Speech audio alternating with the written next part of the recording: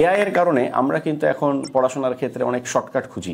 Research paper পড়া বা কোনো একটা বিষয়ে খুব ইন ডেপথ স্টাডিতে যাওয়া, এটা আমরা এখন করতে চাই না। মনে করি যে শর্টকাটে একটা দেখি, কোনোভাবে চালাই দিই কাজ, ঠিক আছে। কিন্তু সাহাবীরা নলেজের ক্ষেত্রে অত্যন্ত ডেডিকেটেড ছিলেন।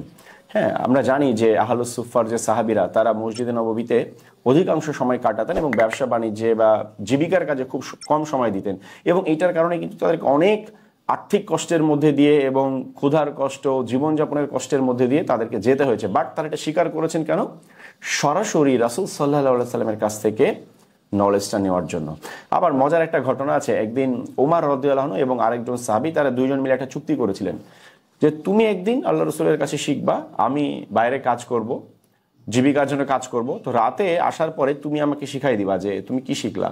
পরের দিন আমি আবার আল্লাহ রসুলের কাছে শিখবো, তুমি বাইরে কাজ করবো, ওই দিন আবার আমরা নলেজ শেয়ার করব।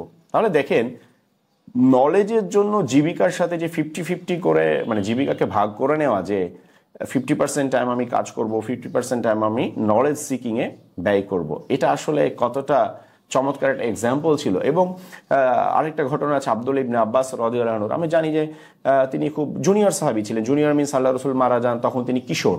তো একদিন তিনি একজন সিনিয়র সাহাবীর কাছে গিয়েছেন। তো রাতের বেলা গিয়েছেন, গিয়ে দেখেন দরজা লাগানো। তিনি সারা রাত বসে আছেন তার দরজার সামনে। তো সকালবেলা যখন ওই সাহাবী বের হয়ে আসছেন, তিনি জিজ্ঞাসা করলেন, কি ব্যাপার, তুমি এখানে বসে আছো? তুমি রাতে আমাকে ডাকলেই তো পারতা। তিনি বলেন যে না, আমি যেহেতু ইলমের সন্ধানে আসছি, আমাকে আপনার কাছে যেতে হবে। সো আপনি আমার কাছে আসবেন, এটা ইলমের সম্মানের সাথে উপযুক্ত না, ঠিক আছে। তাহলে দেখেন যে নলেজের ব্যাপারে সাহাবীদের, মানে একটা তো হচ্ছে নলেজের প্রতি তাদের রেসপেক্ট, তাদের সম্মান, আর একটা হচ্ছে তাদের ডেডিকেশন।